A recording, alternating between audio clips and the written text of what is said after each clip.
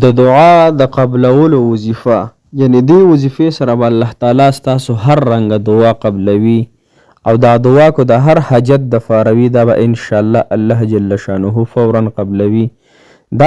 دا خبره زه نه کوم چې دا دعا به قبلیږي، دا د دوانو جهانو سردار جناب محمد رسول الله صلی الله علیه و وسلم حدیث دی او حدیث صحیح حدیث دی چې څوک دې طریقې سره دعا وغواړي هغه الله جل شانه ته فرمایي ستا کار وشو، زما ستا کار وکړو. دوه فیرې الله جل شانه فرمایي چې ستا دعا او ستا حاجت ما پوره کو. نو محترم مسلمانانو ډېره اسانه وظیفه ده، انتهایی اسانه او په لږ وخت کې ویلی کېږي. صرف 10 مرتبه د دې طریقه زده کوئ انشاءالله او په کم وخت کې به یې کوئ نو انتهایی اسانه ده. الله جل شانه دعا قبلولو والا ذات دی، الله جل شانه حاجتونو پوره کولو والا ذات دی چې زما ستاسو د الله تعالی په ذات او د الله تعالی په صفاتو باندې یقین پیدا شي. نو زمونږ دعا به صرف 10 پیرې مرتبه سره سبحان الله مسلمانانو دې سره به الله جل شانه زما ستاسو هر رنګي دعا قبلوي. چل زده کوئ او بیا دغه رنګې دعا وغواړئ مسلمانانو، یو ځل سره به انشاءالله الله تعالی ستاسو ژوند بدل کړي او ستاسو دعاګانې به الله جل شانه فورا قبولي کړي. السلام علیکم ورحمة الله وبرکاته. ډېرو محترم مسلمانانو په دین میینو خویاندو میاندو، الله جل شانه مو خوشحاله او آباد تر و تازه کامیاب لره او هغه مسافرونه چې هغه بهر ژوند کوي، کو سعودي عرب کې دي کو هر ملک کې دي، ستاسو اهل و عیالو کې راځي، ستاسو کو هغه د خاون په شکل کې دی کو ضرور په شکل کې دی، الله تعالی د هغوی ډېر حامی او ناصر مددگار شه. الله تعالی دې ورته د دوانو جهانونو خوشحالۍ عزتونه او راحتونه ورکړي او الله دې د ټولو مسلمانانو هغه حاجتونه پوره کړي او دعاګانې د الله تعالی قبول کړي. دا دعا زه همیشه ستاسو دپاره کوم او دا دعا الحمدلله مونږ روزانه ختم کوو. یو ورځ ختم د سورت یاسین کو، یو ورځ ختم د سورت رحمان کو، یو ورځ ختم د سورت مزمل کو. مسلمانان دا 3 ختمونه الحمدلله مونږ په ترتیب سره نیولي صرف او صرف د دې حاجتمند ورونو دپاره، حاجتمند خویندو دپاره او هغه مسافرو دپاره چې هغوی بهر ژوند کوي، کو زمونږ خپل دي او کو بغیر خپل دي، کو هر رنګ دي، خو چې مسافر دی او لیبل پې د مسافرۍ لګېدلی هغه دپاره مونږ د زړونه دعاګانې کوو، د ټولو مسلمانانو دپاره کوو. انشاءالله که چا داسې څه حاجت وي مونږ ته کامنټ کې خپل دغه مونږ سره شیر کوي، انشاءالله د هغې دپاره تاسو ته مونږ دعا په نوم باندې انشاءالله العزیز کوو.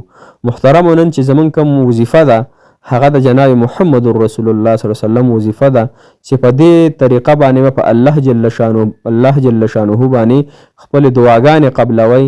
د الله تعالی په دربار کې به هغه دعاګانې قبلیږي چې دې طریقې سره چا دعا غوښتله.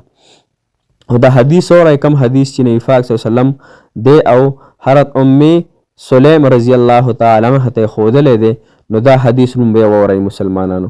خو د هغې نه مخکې د لحاظ قابله خبره کوم مسلمانانو، هغه دا ده چې تاسو کوشش وکئ او تاسو ډېر زیات کوشش وکئ چې 5 وخته مونځ په هر حال کې کوئ، جمع سره یې کوئ او که چېرې داسې وخت راشي چې جمع سره ونه شي نو خیر دی بغیر جمع کوئ خو مونځ مه پرېږدئ. او که چېرته داسې وخت راشي چې قضا شي په څه وجه باندې، یعنې یو سخت مشکل د هغې په وجه مونځ قضا شو نو د هغې قضا بیا راګرځوئ مسلمانانو. دا په ځان باندې لازم کوئ ځکه چې مونځ یو اهم عبادت دی، د دې په وجه باندې الله تعالی د انسان د دنیا او د آخرت ټولې خوشحالۍ الله تعالی ورکوي. دویمه خبره مسلمانانو دا ده چې ګناهونو نه ځان منع کوئ. زه تاسو ته سوال کوم، منت کوم د الله تعالی سره په ګناهونو باندې دشمني مه کوئ. هغه رب زمونږ څومره محبت ما او تا سره کوي، څومره هغه رب زما او ستا مسلمانانو نعمتونه را باندې کړي دي. د سترګې نعمت ته وګوره، د پوزې وګوره، د زړه وګوره. دا د هغه چا نه تپوس وکړی شي چې څوک بیماران یا په کټ باندې پراته وي، هغوی وایي چې ډوډۍ دې نه وي خو چې زمونږ روح صحت وي. نو د الله تعالی نعمتونه مسلمانانو، نو د نعمتونو په بدله کې موږ الله جل شانه نافرمانی نه کوو، ګناهونه نه کوو. دغه نعمتونه د الله تعالی په مقابله کې خلاف نه استعمالو چې الله تعالی د سترګو د نعمت را کړی چې په دې باندې نیک کارونه کوو موږ یې په ګناهونو باندې استعمالو. جب الله تعالی ذکر اسکار او عبادت دپاره را کړې ده او د ضرورت خبرو دپاره موږ پرې غیبتونه کوو. دغه رنګې هر یو اندام مسلمانانو دا په نیک کارونو کې استعمال کوو. دا 2 کارونه تاسو خامخا مسلمانانو وکړئ.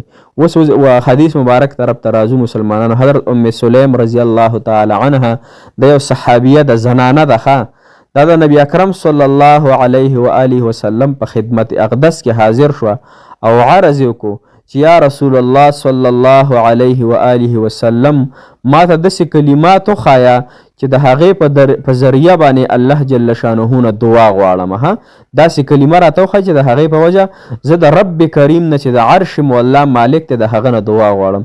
د دواړو جهانو سردار نبی مصطفی احمد مجتبی محمد عربي صلی الله علیه و آله وسلم ورته ارشاد وفرمایو چې لس پیرې ته سبحان الله، لس پیرې سبحان جناب محمد رسول الله صلی الله علیه وسلم ته وفرمایل چې لس پیرې ته سبحان الله، سبحان الله په ګوتو په شمېر باندې لس پیرې سبحان الله او لس پیرې الحمدلله او لس پیرې الله اکبر الله اکبر دا وای او بیا د الله جل شانه نه د خپل ضرورت سوال کوه، نو الله جل شانه به تا ته دغه سوال په جواب کې څه فرمایي الله جل شانه میں نے تمہارا کام کر دیا، ما ستا کار وکړو، ما ستا کار وکړو. الله جل شانه د سیر نه دغه ندا راځي، اواز راځي مسلمانانو، نو دا وظیفه به مو تاسو په یقین سره کوو او پوره توجه سره به کوو.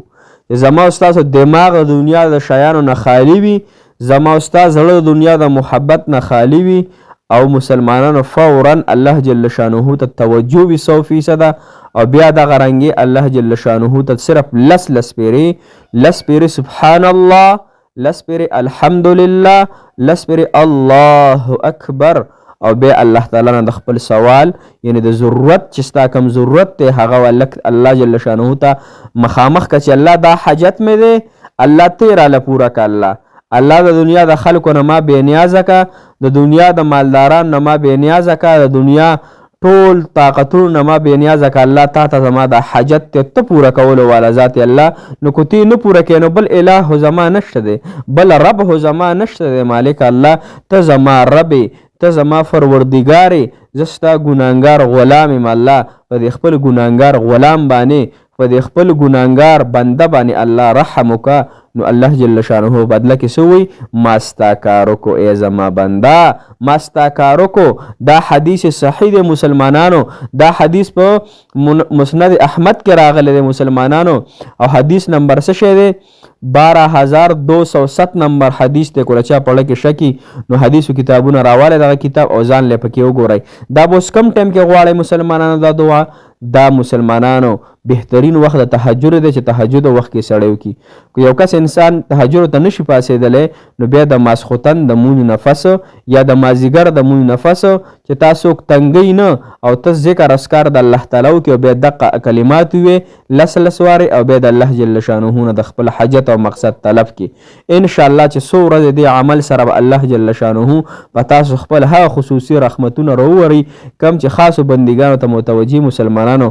خو تاسو چې ما څنګه مخکې عرض وکړو 5 وخته مونځ کوئ، د فردي او د حیا او د عزت ژوند تېروئ، د الله جل شانه سره دشمني پرېږدئ، د جناب محمد رسول الله صلی الله علیه وسلم په سنتو باندې خپل ځان منور کړئ.